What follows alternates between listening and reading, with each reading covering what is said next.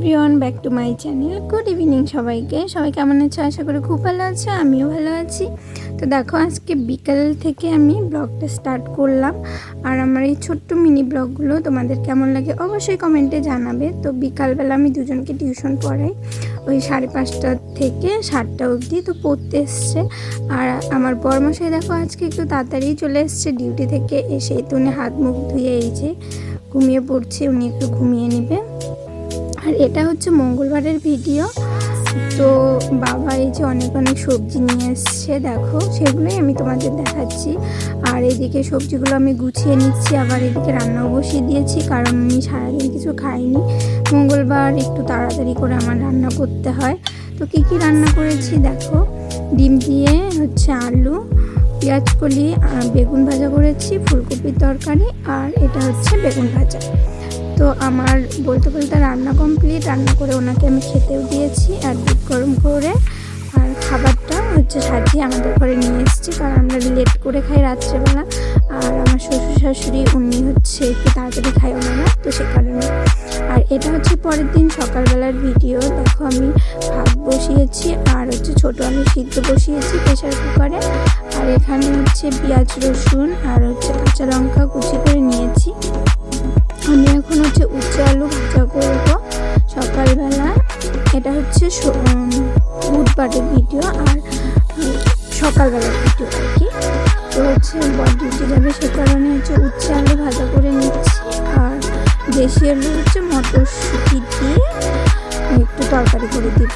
আর simple রান্না করব, পরে বাবা মাছ নিয়ে আসবে, তো তখন আর কি করবো। আর এটা হচ্ছে রাত্রেবেলা মা গিয়েছিল গোবিন্দ সভায়, তো সেখান থেকে প্রসাদ নিয়ে আসছে। আর এদিকে হচ্ছে উনি সাদা পিঠাও করেছে, সেগুলি আর কি দেখাচ্ছি তোমাদের। আর এটা রাত্রেবেলা মটরশুঁটিগুলো আমি ছুলে রেখেছি।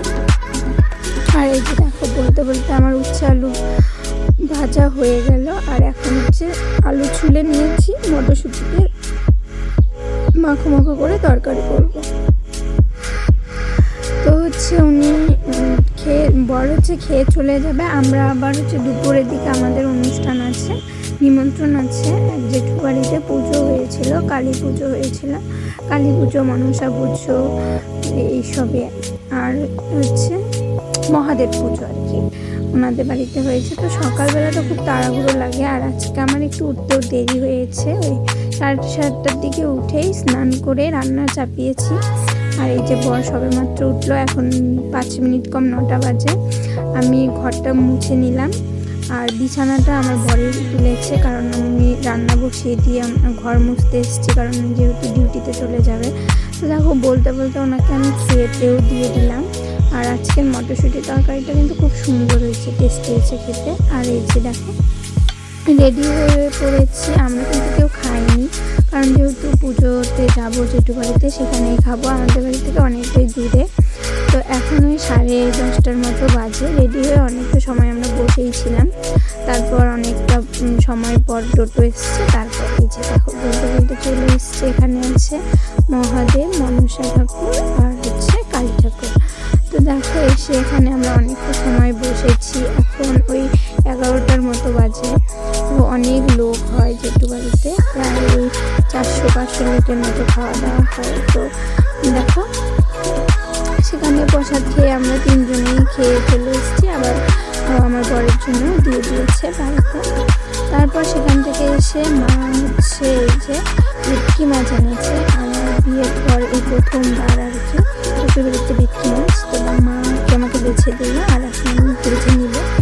যদিও সকালবেলার হচ্ছে রান্না বান্না সবই আছে, কেউ খায়নি, তাই ভেটকি মাছটা ভেজে রেখে দেবো, রাত্রেবেলা করবো।